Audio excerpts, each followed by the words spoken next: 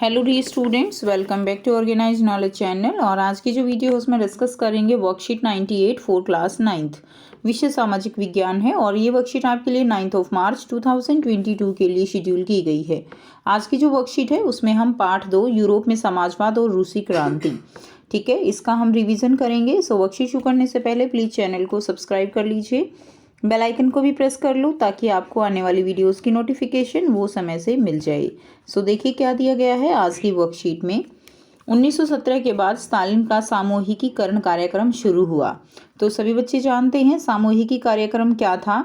Stalin का सामूहिकी कार्यक्रम था जिसमें छोटे छोटे जमीन के टुकड़ों को इकट्ठा करके एक सामूहिक खेत बनाया जाता था और उसको हम क्या कहते थे, उसको हम कोलखोज कहते थे, ठीक है।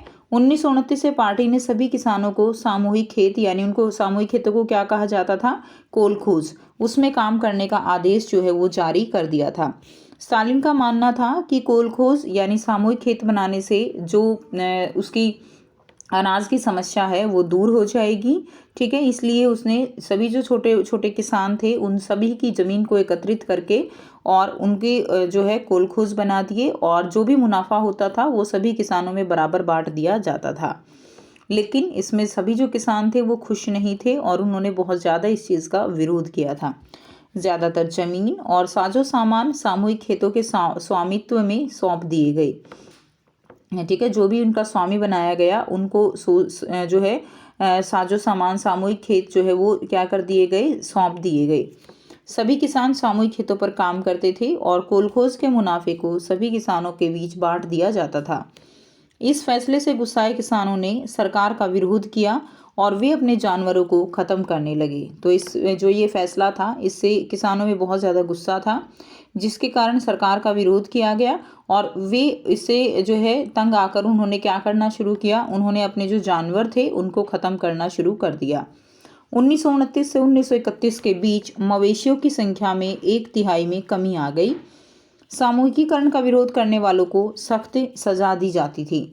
बहुत सारे लोगों को निर्वासन या देश निकाला दे दिया गया। सामूहिकीकरण का विरोध करने वाले किसानों का कहना था कि वे न तो अमीर हैं और न ही समाजवाद के विरोधी हैं।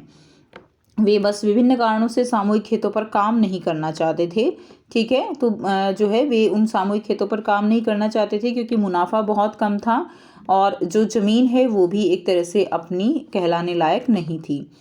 और इस तरह से उनको लगता था कि वो एक तरह से क्या हो चुके हैं, वो गुलाम बन चुके हैं उनके हाथों के, ठीक है। वे बस विभिन्न कारणों से सामूहिक खेतों पर काम करना नहीं चाहते थे।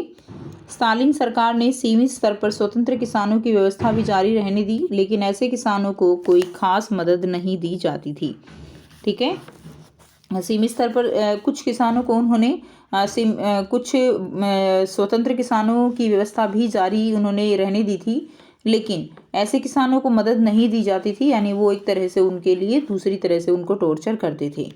अब यहाँ पे इसी के ऊपर आधारित आपको आसान से 5-6 प्रश्न दिए गए हैं, ठीक है, और 6 प्रश्न के आंसर हम करेंगे।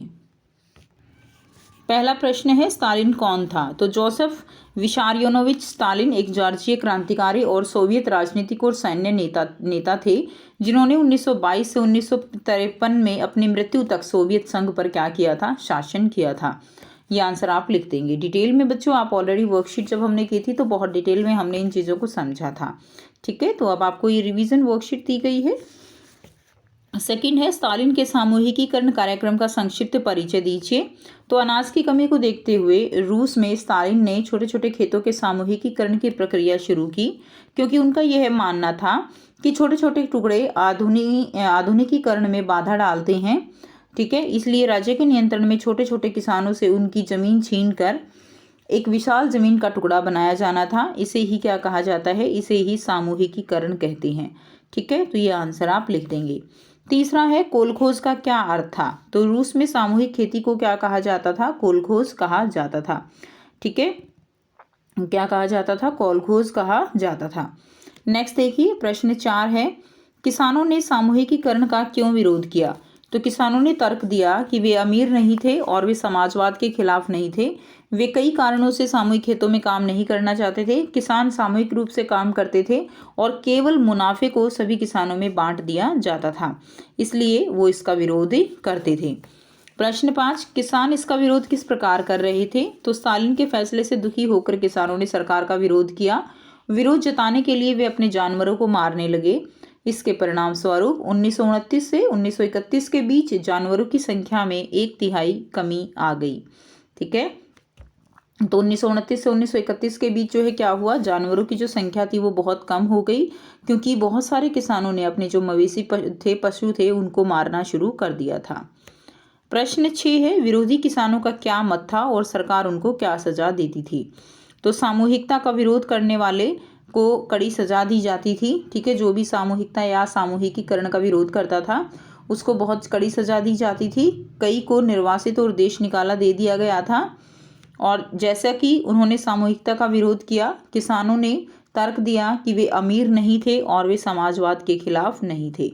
ठीक है, ये उनका क्या था, मत था। वो अमीर नहीं थे, तो उनका ये मानना था कि जो ज़मीन है वो उनको दे जानी चाहिए।